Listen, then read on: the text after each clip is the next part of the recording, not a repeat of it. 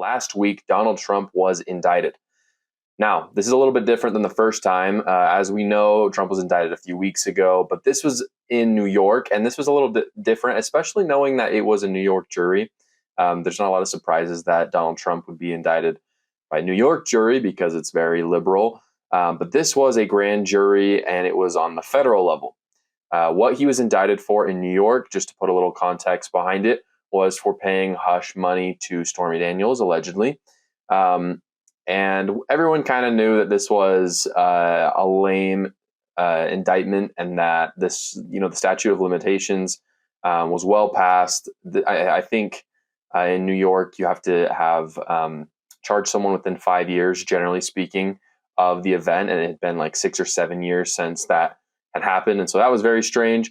However, this time is very different, and the reason why is because this is an indictment on the federal level, which has a lot more implication, especially when talking about the punishment for the crime. In New York, it was pretty much known immediately, even without knowing officially, we kind of knew immediately there's not going to be jail time behind this indictment. It's just going to look bad and cost him some money. And for those of you who are just listening, I use air quotes for bad because it really just bolstered his numbers. And I don't think Donald Trump really cared that much, to be honest. But this indictment is a lot worse. And the reason why is because there could be jail time involved. Now, as I talk about in a little bit, I don't think there will be. But just to break down what happened with the indictment was that Trump was indicted this week for having files in his Mar-a-Lago residence that were classified from when he was president. And so the official indictment, or the crime that he supposedly committed, was for mishandling documents. According to Isaac Saul over at Tangle, the indictment alleges Trump was holding on to classified documents related to defense and weapons capabilities of the United States and foreign countries, United States nuclear programs, potential vulnerabilities of the U.S. and its allies to military attacks, and even plans for possible retaliation to a foreign attack. So these were serious documents. Now, as I'm going to talk about in a second, I'm very skeptical of this indictment. I'm very skeptical of the motivations behind it and the hypocrisy behind it. But I will say, from what I've read from the report, the documents that Donald Trump did have were of particular interest to the United States. And so I said they weren't just random files, is what I'm trying to say. These would have been files that, if they had fallen into the wrong hands, could have been very dangerous. And so the technicality of the wording of the indictment of mishandling documents at this point, I find to be pretty fair, because clearly he had important documents and mishandled them.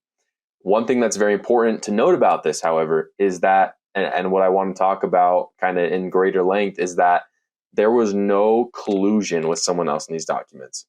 So it wasn't treason, in other words. I mean, Donald Trump would have been charged on treason if there had been any evidence of colluding with Russia or China, as the liberal mob tried to make it seem for so long. There was no collusion. He simply had them. The motivation is kind of unclear at this point, and I don't know if we're ever going to know, because motivations are difficult to come by.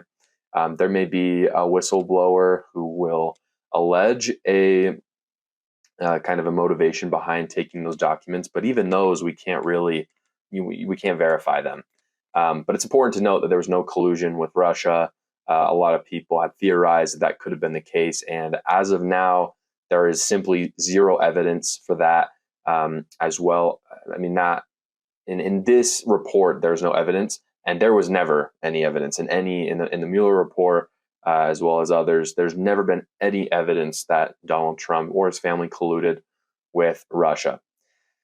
Now, in talking about the legality of this report and the indictment, the most important thing to talk about is the Presidential Records Act of 1978. So if you don't know what that is, the Presidential Records Act of 1978 essentially made it, I'm going to read off a few bullet points from the National Archives on what it can do. But essentially, it protected the president and the vice president from certain indictments like this. But mostly the reason why I was there was it gave the president power to classify and declassify documents. So just to go through a few bullet points that the National Archives point out, It says it establishes public ownership of all presidential records and defines the term presidential records. So just to be clear, a lot of these records that the president can declassify or classify are records that had to do with the presidency specifically. It places the responsibility for the custody and management of incumbent presidential records with the president. That's really important because what people are trying to figure out right now is, did Trump kind of unofficially declassify these documents? Because right here, it states very clearly that the responsibility for the custody and management is within the president. However, the next bullet point, it says requires that the president and his staff take all practical steps to file personal records separately from presidential records. And that's a blurry line. Like, that's really difficult. It says to take all practical steps. I assume that means that they just need to be kept in different places. And as far as I'm aware at this point, there were not, I don't know if the documents that were found in his Mar-a-Lago residence were littered among personal things. If they were, that would be a clear violation of this. That's really unclear at this point. And frankly, since it was in 1978 and we haven't had a lot of stuff like this go on in our history thus far, there's not a lot of precedent for what's going on right now. But one thing that is very clear is that this power also extends to vice presidents, which we'll talk about in just a second with Joe Biden. The question is essentially, did Trump declassify the documents that were found in his residence unofficially, and can he even do that? And people don't really know. Like, a judge hasn't ruled on that yet. And what's difficult is that a grand jury maybe has, but those things can be appealed and those things can be overruled by judges. And because we're kind of in new waters, this law is going to be changed and interpreted very differently starting now. Now, what's interesting about this indictment is that it's happening in the wake of the 2024 election. That's really why it matters. It would be important for a former president to have this sort of incident, and it would still make national news. But the fact that he is currently the GOP frontrunner makes this story extremely interesting and gives a lot of room for talk of political collusion and motivation on the Biden administration to hurt Trump. What's interesting about it, and I have to say as a conservative, it's not only is it smart, but I'm proud of the other candidates for doing this. Every other candidate, at least as far as I'm aware, except for maybe Pence and Chris Christie, have come out in support of Donald Trump, which is really interesting because they're competing against him. One of these people, for instance, was Vivek Ramaswamy. He went on CNN, talked about this for a very long time. It was a really good interview. If you want to go check that out with CNN, I say it was a good interview. The interviewer was not great. Her questions were totally the wrong ones. Vivek Ramaswamy, on the other hand, was awesome. He had fantastic responses, as he always does. I mean, he really is the dark horse of this race. And I encourage anyone who doesn't know who he is to look up his name. It's Vivek Ramaswamy. He is totally a contender for this race, in my opinion. I didn't think he was. I think there's a real shot that he could gain some steam on Ron DeSantis, and that he may even be able to kind of put Donald Trump in his place in a way that brings Donald Trump voters over to his side. That's a video for a different day. But what he says to the CNN host is really incredible. He basically calls them out. He says, I am asking questions that you guys won't even ask, and I'm his competitor, which was such a good response. He was talking about a lot of the shadiness of the indictment within the Biden administration because it was done by the Department of Justice, which, while has certain separations from the Biden administration, is ultimately underneath Biden. And so he was asking these questions that are totally legit, totally ought to be important to the American people. And he just said, CNN, you're not even asking these questions.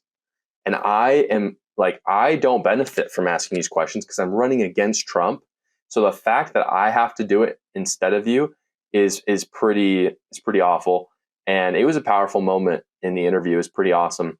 The reason why I think on one hand, this could hurt Vivek Ramaswamy because it does make Donald Trump look better. And Donald Trump can always shove that in Vivek's face. But on the other hand, it is a smart political move for Republican politicians moving forward to support each other, especially in this instance, because in politics, you don't want to align yourself with sucky people. Like, if there are people doing grimy things out of political motivation, it doesn't matter if they're doing it against someone that you're happy they're doing it against. You do not want to align yourself with those people, because later that's going to come to bite you in the butt. In fact, later, Vivek Ramaswamy, if he's president, could find a similar indictment against him after this precedent is set. So I thought that was a smart political decision. And one thing, a quote that he used that I've heard before, is he said, you can get a grand jury to indict or prosecute a ham sandwich, which is true. Like, just saying that a grand jury did it does not give it this kind of legal validity. Just because they interpreted the law a certain way or could have potentially been biased in a certain way does not mean that this is set in stone and that an appeal could not be made and the law be interpreted differently by a judge. It may even go up to the Supreme Court, as this is a pretty heavy issue, and one, again, we're in uncharted territories with.